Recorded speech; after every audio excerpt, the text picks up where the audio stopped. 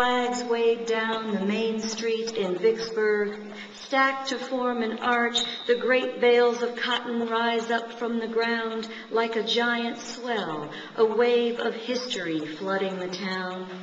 When Roosevelt arrives, the parade, the band will march, and from every street corner, flags wave down.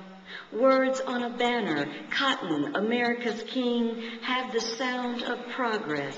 This is 2 years before the South's countermarch, the great bowls of cotton risen up from the ground, infested with boll weevils, a plague, biblical, all around. Now, Negro children ride the bales, clothes stiff with starch. From up high in the photograph, they wave flags down for the president who will walk through the arch, bound for the future, his back to us. The children on their perch, those great bales of cotton rising up from the ground, stare out at us. Cotton surrounds them, a swell, a great mound, bearing them up, back toward us. From the arch, from every corner of the photograph, flags wave down and great bales of cotton rise up from the ground. 2. Glyph, Aberdeen, 1913. The child's head droops as if in sleep. Stripped to the waist in profile, he's balanced on the man's lap. The man, gaunt in his overalls, cradles the child's thin arm. The sharp elbow, white signature of skin and bone, pulls it forward to show the deformity, the humped back curve of spine, punctuating the routine hardships of their lives. How the child must follow him into the fields, haunting the long hours, slumped beside a sack, his body asking how much cotton, or in the kitchen, leaning into the icebox, how much food, or kneeling beside him at the church house, why, Lord, why? They pose as if to say, look, this is the outline of suffering, the child shouldering it, a mound like dirt heaped on a grave. 3. Flood. They have arrived on the back of the swollen river, the barge dividing it, their few belongings clustered about their feet. Above them, the National Guard hunkers on the levee, rifles tight in their fists. They block the path to high ground. One group of black refugees, the caption tells us, was ordered to sing their passage onto land like a chorus of prayer, their tongues the tongues of dark bells. Here, the camera finds them still, posed as if for a school day portrait. Children lace fingers in their laps. One boy gestures allegiance, right hand over the heart's charged beating.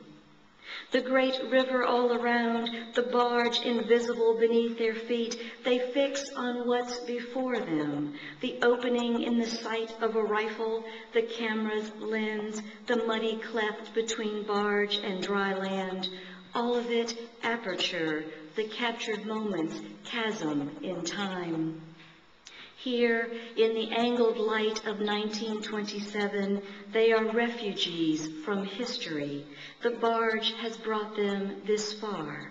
They are waiting to disembark. 4.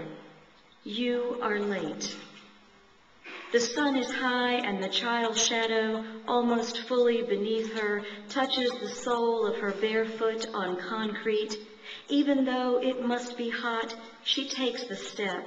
Her goal to read is the subject of this shot, a book in her hand, the library closed, the door just out of reach. Stepping up, she must look at the 2 signs, read them slowly once more. The first one, in pale letters, barely shows against the white background. Though she will read Greenwood Public Library for Negroes, the other bold letters on slate will lead her away, out of the frame, a finger pointing left. I want to call her, say, wait, But this is history. She can't linger. She'll read the sign that I read. You are late. Though we are late to history, late to changing the past, we are not too late for our present and our future. And so it is such an honor for me to be here today, a day that I would not have missed in my home state. Miscegenation. In 1965, my parents broke 2 laws of Mississippi. They went to Ohio to marry, returned to Mississippi. They crossed the river into Cincinnati, a city whose name begins with a sound like sin, the sound of wrong, miss in Mississippi. A year later, they moved to Canada, followed a route the same as slaves, the train slicing the white glaze of winter, leaving Mississippi.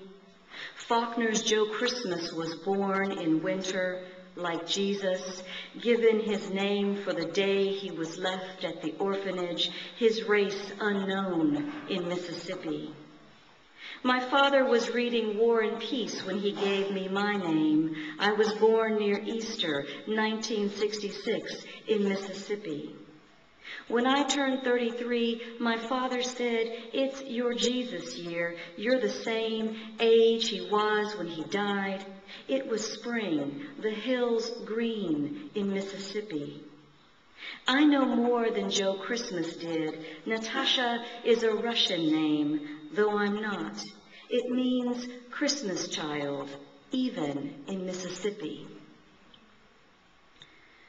My mother died in 1985, but I think had she been alive today, she'd be seeing this other country that she dreamt about while being pregnant with me. My mother dreams another country. Already the words are changing. She is changing from colored to Negro, black still years ahead. This is 1966. She is married to a white man, and there are more names for what grows inside her. It is enough to worry about words like mongrel and the infertility of mules and mulattoes while flipping through a book of baby names. She has come home to wait out the long months, her room unchanged since she's been gone, dolls winking down from every shelf, all of them white. Every day she is flanked by the rituals of superstition, and there is a name she will learn for this too, maternal impression, the shape like an unknown country marking the back of the newborn thigh. For now, women tell her to clear her head, to steady her hands, or she'll gray a lock of the child's hair wherever she worries her own, imprint somewhere the outline of a thing she craves too much. They tell her to stanch her cravings by eating dirt. All spring she has sat on her hands, her fingers numb. For a while each day she can't feel anything she touches. The arbor out back, the landscape's green tangle, the molehill of her own swelling. Here, outside the city limits, cars speed by, clouds of red dust in their wake. She breathes it in, Mississippi, then drifts toward sleep, thinking of some place she's never been. Late, Mississippi is a dark backdrop bearing down on the windows of her room. On the TV in the corner, the station signs off, broadcasting its nightly salutation, the waving stars and stripes, our national anthem. And finally, incident. We tell the story every year, how we peered from the windows, shades drawn, though nothing really happened, the charred grass now green again. We peered from the windows, shades drawn, at the cross trussed like a Christmas tree, the charred grass still green. Then we darkened our rooms, lit the hurricane lamps. At the cross, trussed like a Christmas tree, a few men gathered, white as angels in their gowns. We darkened our rooms and lit hurricane lamps, the wicks trembling in their fonts of oil. It seemed the angels had gathered, white men in their gowns. When they were done, they left quietly. No one came. The wicks trembled all night in their fonts of oil. By morning, the flames had all dimmed. When they were done, the men left quietly. No one came. Nothing really happened. By morning, all the flames had dimmed. We tell the story every year. I'm happy to be here, part of this ushering in of the further telling of those stories, a truth-telling.